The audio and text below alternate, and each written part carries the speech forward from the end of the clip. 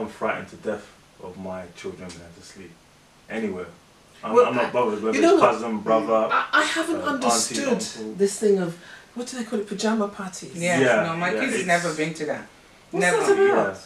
What happened to their bed in my house? Exactly. What's wrong with it? No. No. Growing up and bringing them up, that's one thing. They've never gone anywhere to sleep. Even my 18-year-old was saying, I'm 18 now. Can I not stay out till at least 11 o'clock? And I'm thinking, how are you going to get home? You know, and things like that. I'm totally in agreement with that. So I'm kind of old-fashioned girl. So I don't understand the sleepover and little girls going to sleep in pajamas party. And you don't know. You don't know the parents of this so-called best friend at this time. Look, you know what? Fathers molest their children. So if a father of a child can molest their child, I'm not trusting anybody anyway.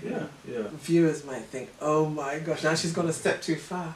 And that is, if you are wrong, say sorry to your child.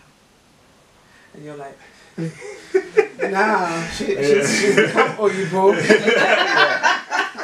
I'm sure there's a lot of people saying that. Well, I agree with But you understand? Yes. It doesn't show the thing is that the child knows that you've punished them wrongly. Yes. You know you've punished them wrongly. And it's just a matter of pulling them and saying, you know what? I didn't know that this was the situation. And if I'd known this, I wouldn't have done this. So, sorry about that. Very quickly. And then move on. Do you understand? And then move on from that. There's a respect. Yeah. Because there's an acknowledgement in that whole process.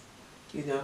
And, you know, it's like if you promise to do something, you know, and things happen and you can't do it, say, look, Ola, I can't do that thing I promised to, but I will try next time. Or give me a longer time than I said. Things don't happen. It's back to communication. Communication. That's very important. The child would understand because you've acknowledged them, you've respected their feelings concerning that matter. And they'll wait. Or they'll accept. Say, oh, mommy. Do you understand? Yeah. Now, it's like, do you want mommy to go through this or that? They'll say no, because they understand. Yeah. Because you've explained. Because you've treated them as a whole human being. And not just something that you're waiting to grow up. Because they understand. In fact, I think children understand a lot more than you realize. They actually understand your pain and what you're going through a lot more than you realize. And the other thing is that don't administer angry discipline. You know? How our parents used to be angry at one time and then they beat you. I do not like, every stroke was an anger stroke. Rather than, you know, breathing, count to 10, seeing the sense of the whole situation and then dealing with it. It sounds so very right, doesn't it? What I'm saying? It does, but it's very depending on the situation. Yes, to practice. But you've got to. Because I said earlier on, calm parents produce calm children. True. But what about those moments where you have to, you know, they say sometimes you have to shock someone to change him. Yeah, but what, you know what what? about reviving? You can't be shocking them every day. No, you can't. It's no, not you going can't. to work. Very true. It doesn't work. You know, I mean, of course, sometimes you will shout. I'm not saying that you won't. But you know, it's done for impact as opposed to that's the way you are. Because sometimes, I mean, I've done it myself where I've purposely raised my voice and acted angry just to show that, you know what, this is not acceptable. It's not a joke, It's like, for example, if they've gone near the fire, you're not going to say, please, darling, don't go near the fire. You're going to shout it. Because that has to be an instant act. But then you see, if you're shouting every day, it loses its becomes enough. Whereas if you shout and you don't normally shout, they'll stop. Because it's like, mommy shouting. Rather, she normally does that. You know?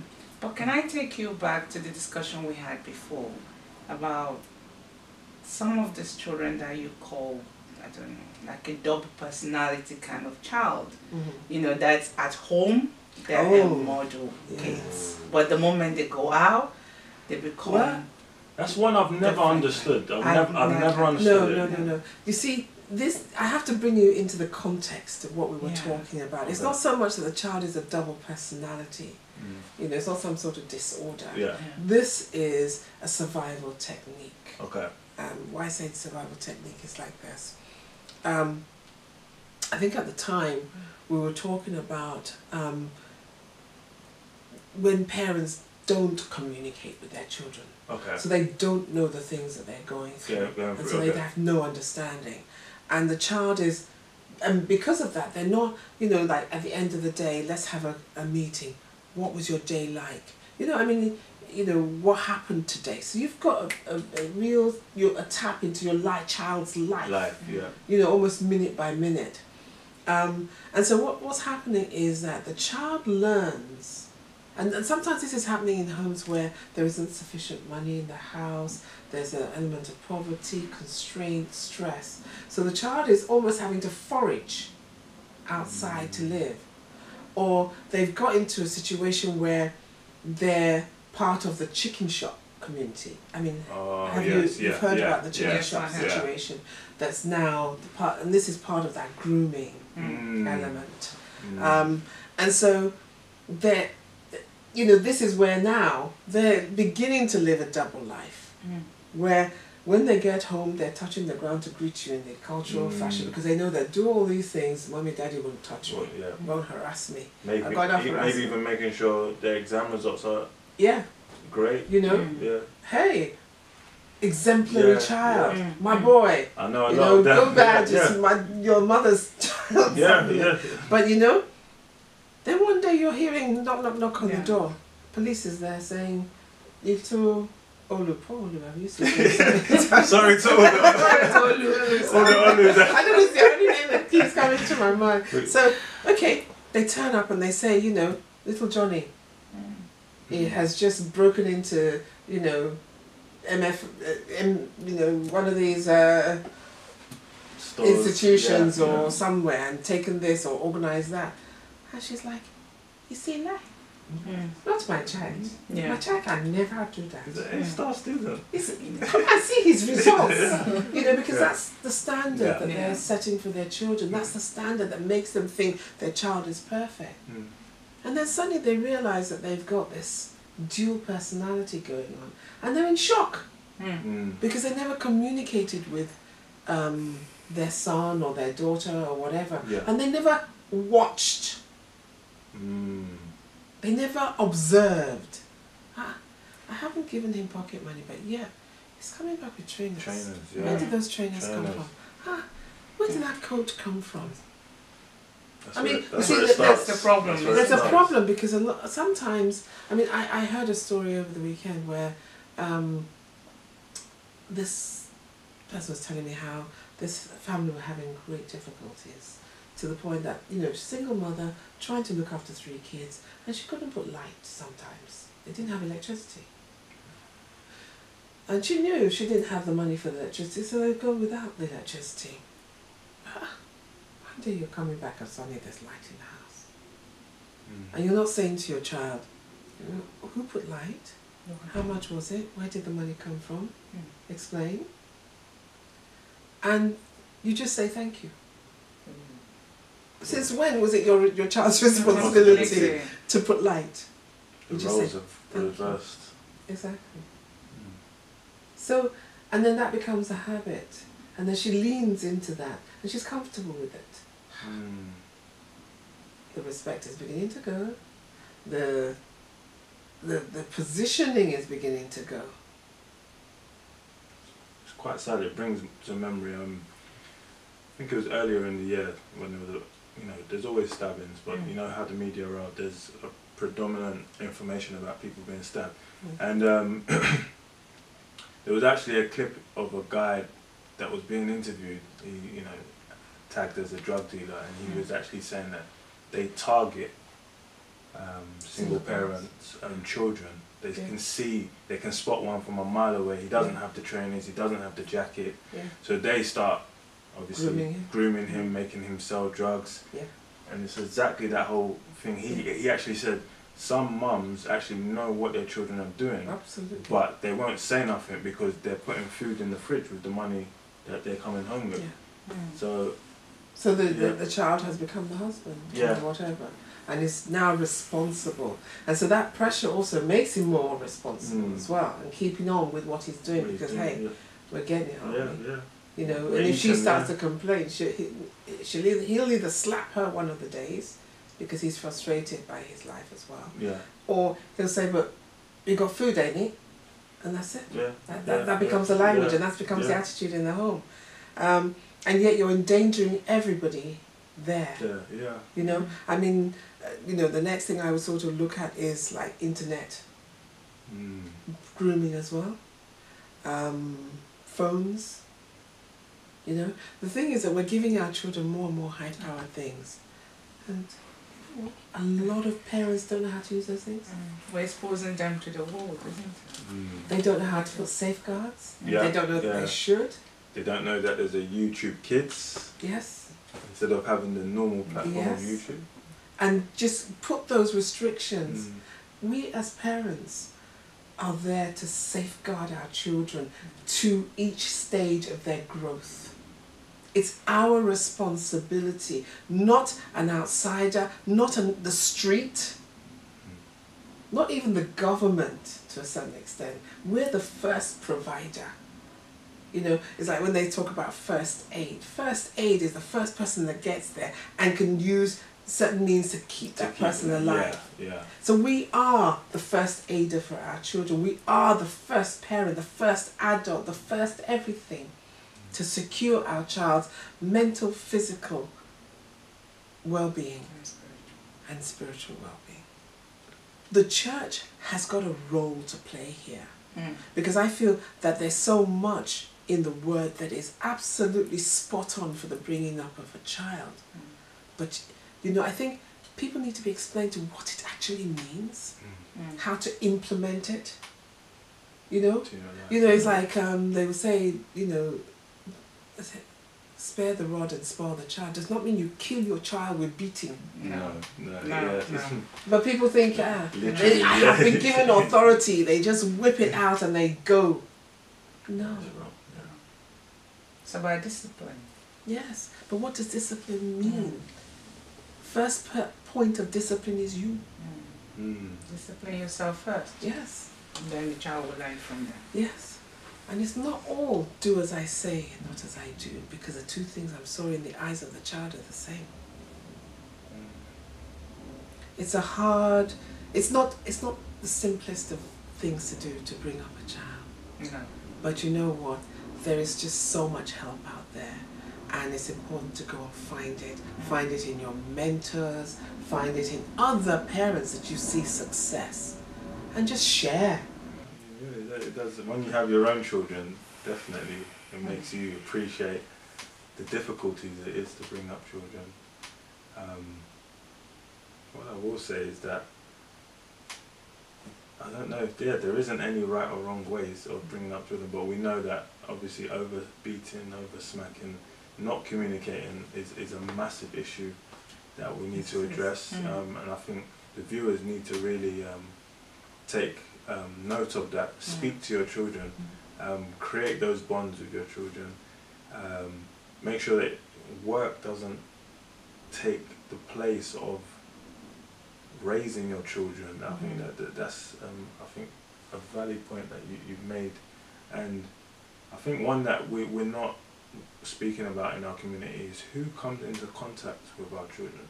That is another thing that I've highlighted for myself, and not relying on the government or even the schools to raise their children, because I work in a school, and I feel like I see a lot of parents hurrying their children to the school and expecting the teacher to, the teacher, they're professionals, they play some roles, but the school can't raise your child. It starts with you. Well, that's why I'm saying earlier on that it's important to participate in that school.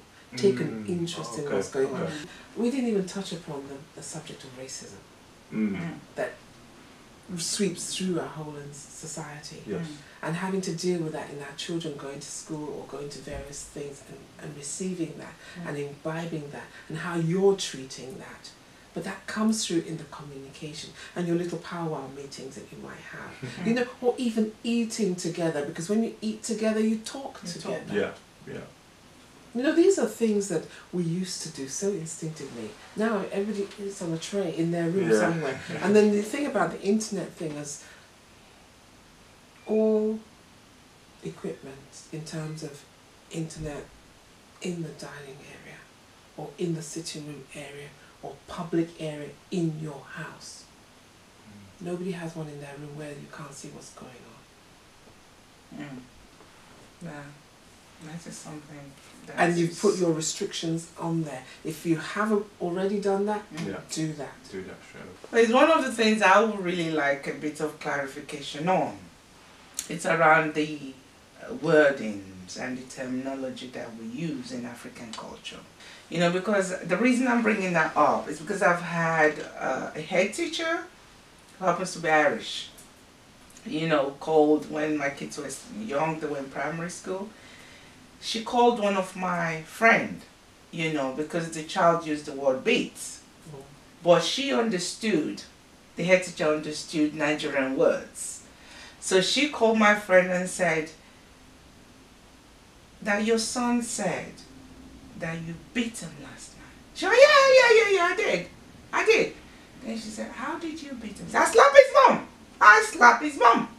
And then she said, then why did you say you beat him? Because I beat him. And then she said, okay, don't use the word beat. Okay, let me Use the word smack. And she then went, but my friend was just going, what's her business with that? And I'm like, it is her business. Let me take it to another level and explain it. You're absolutely right about that. But let me take it from this perspective. And that is that when you're coming from a different culture, you have certain words that are in your culture that you use to describe certain things. Yes.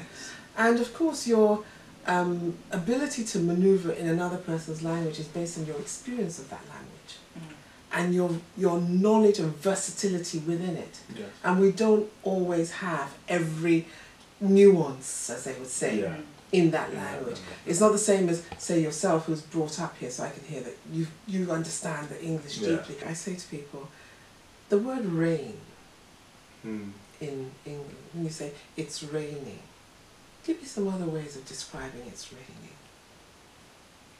It's pouring down. Good. More. Showering down. Good. More. Let me help you. It's spitting. It's coming down cats and dogs. Oh, cat. In my language or in our country, they say, oh, narin. Rain is rain. No, all narin, whether not spitting, whether not pouring down, maybe not shower, narin. Isn't it? That's what people say. And so, coming down to this beat business, in Nigeria, whether they slap you, smack you, tap you, it's all beat. I scare you with it. Yeah, and they will scare you with it. They say, I'll beat you. And because it's simple language, they're not going to come and decide, oh, no, it's not quite heavy enough, we'll use smack. Or it's not quite heavy enough, I'll use slap. You know? Yes. They don't define it. No. He beat me. And you see, the word beat in the English language is much heavier. It kind of connotes that you kind of thumped the life out of the person. They were just like, you were pounding them like, Or Mike Tyson. And that becomes a, Mike Tyson type beat the other person. It gave him a beating. It's a heavy word. So, when you're saying, I'm going to beat you, the child takes beat to school. School interprets beat as something quite heavy. However, maybe all you did was to slap them or to smack them. So you have to change your language because the child only knows what you say. It's learning off you. I mean, she was lucky that the Irish lady understood. Otherwise, but imagine if it was in a school. That this is why I'm thinking that, I'm sorry, I'm a great believer of, one person have a child, takes a whole It takes a village. village Yeah. to raise the child, which includes the school. I'm sorry. It includes the school, which I say maybe there is something. The education should be both ways. Well, Maybe there is that something the is- school can do well, in understanding Yes. the African terminology in terms of life and trying to Absolutely. find out a bit more about it before they put our children in care. But you see, that is one of the reasons why Africa came into being. Because, up until that time, the UK would treat you as they would treat anybody. There was no definition, there was no knowing, diversity. What's that? Equality. Equality. That you have your own way of doing things. They didn't know that.